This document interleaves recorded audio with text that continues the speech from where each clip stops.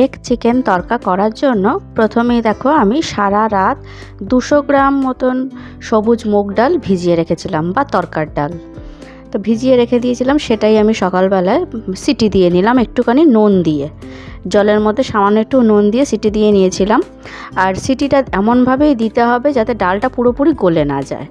আর এখানে আমি ডিমের ভুজি বানিয়ে নিচ্ছি, যেভাবে ডিমের ভুজি বানাতে হয়, তেলের মধ্যে ডিম ভেঙে সেটাকে ছোট ছোট করে আমি ডিমের ভুজি বানিয়ে নিচ্ছি। এখানে আমি একটা ডিম দিয়ে করেছি, তোমরা চাইলে ডিমটা আরও বাড়িয়ে নিতে পারো। তো এবারে আমি ডিমের ভুজিটা তুলে রেখে দিয়েছি, দিয়ে আরও একটু তেল দিয়ে দিয়েছি। তার মধ্যে আমি সামান্য একটুখানি রসুন কুচি দিয়ে দিয়েছি। রসুন কুচিটা আমি 20 সেকেন্ড মতো একটু নাড়াচাড়া করে নিয়েছি। নিয়ে তারপরে আমি 2টো মিডিয়াম সাইজের পেঁয়াজ খুব ভালো করে মিহি করে চপ করে রেখে দিয়েছিলাম, তো সেটাও দিয়ে দিয়েছি। দিয়ে একটুখানি ভালো করে নাড়াচাড়া করে মিশিয়ে নিয়ে একটু পেঁয়াজটা হতে দিয়েছি। তো দেখো পেঁয়াজের কালারটা কিন্তু হালকা চেঞ্জ হয়ে গেছে। এইবারে এর মধ্যে আমি একটা বড় সাইজের টমেটো কেটে রেখে দিয়েছিলাম লম্বা লম্বা করে, তো ওইটাও দিয়ে দিলাম। তো একটু টমেটোটা একটু বেশি দিলেই এখানে খেতে ভালো লাগবে। আর তারপরে দেখো একটুখানি নাড়াচাড়া করে আমি সামান্য একটু নুন দিয়ে দিচ্ছি, তাহলে টমেটোটা খুব তাড়াতাড়ি নরম হয়ে যাবে।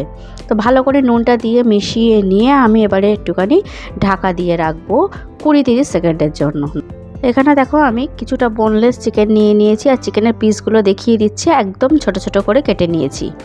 এইবারে এই চিকেনের মধ্যে আমি সামান্য একটুখানি কাশ্মীরি লঙ্কার গুঁড়ো আর পরিমাণ মতো নুন দিয়ে দিলাম। দিয়ে এইবারে আমি ভালো করে নুন আর লঙ্কার সাথে চিকেনটাকে খুব ভালো করে মিশিয়ে নেব। ভালো করে মশলার সাথে মিশিয়ে নিয়ে আমি চিকেনটাকে ম্যারিনেট অবস্থায় মিনিট 15 রেখে দেবো। তো চিকেনটা দেখো আমার ম্যারিনেট করা হয়ে গেল। আর এদিকে দেখো আমি টমেটোটা ঢাকা দিয়ে রেখে দিয়েছিলাম, তো ঢাকাটা খুলে দেখছি টমেটোটা আমার বেশ ভালোই নরম হয়ে গেছে। তো আমি ভালো করে খুন্তি দিয়ে চেপে চেপে চেপে চেপে টমেটোটাকে আরও সুন্দর করে একদম মিহি করে নিলাম পেঁয়াজের সাথে। আর ছালগুলো, টমেটোর ছালগুলো আমি ফেলে দিয়েছি। তো দেখো আমার মশলাটা খুব ভালোভাবে রেডি হয়ে গেছে। এইবারে এর মধ্যে আমি 1 টিস্পুন আদা আর রসুনের পেস্ট দিয়ে দিলাম। দিয়ে আমি আবার মশলাটাকে খুব ভালো করে কষিয়ে নিচ্ছি।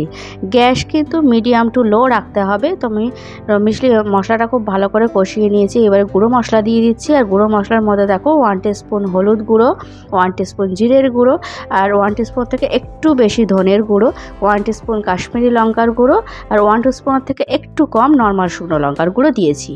দিয়ে ভালো করে দেখো জল দিয়ে আমি মশলাটাকে কষিয়ে নিচ্ছি। যেহেতু তেলটা কম আছে, তো একটুখানি জল দিয়ে মশলাটাকে সময় নিয়ে কষাতে হবে, তা না হলে কিন্তু মশলাটা ভালো করে কষানো যাবে না।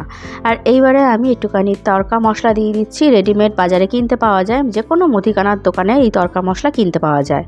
এই তড়কা মশলা দিয়ে রান্নাটা করলে একদম রেস্টুরেন্টের মতন খেতে লাগে। তো দেখো আমি তড়কা মশলাটা দিয়েও ভালো করে আমি আরও 20-30 সেকেন্ড কষিয়ে নিয়েছি। নেওয়ার পরে মশলাটা আমার একদম রেডি হয়ে গেছে। তারপরে আমি ওর মধ্যে ম্যারিনেট করা চিকেনটা দিয়ে দিলাম। চিকেনটা দিয়ে মশলার সাথে খুব ভালো করে আমি মিশিয়ে নিয়েছি। মিশিয়ে নিয়ে আমি এটাকে কষতে দেবো মিনিট 5 সময় দিয়ে। চিকেনটা আমি ঢাকা দিয়ে সুন্দর করে কষিয়ে নিয়েছি। গ্যাস কিন্তু একদম সিম রেখেই আমি কষিয়েছি।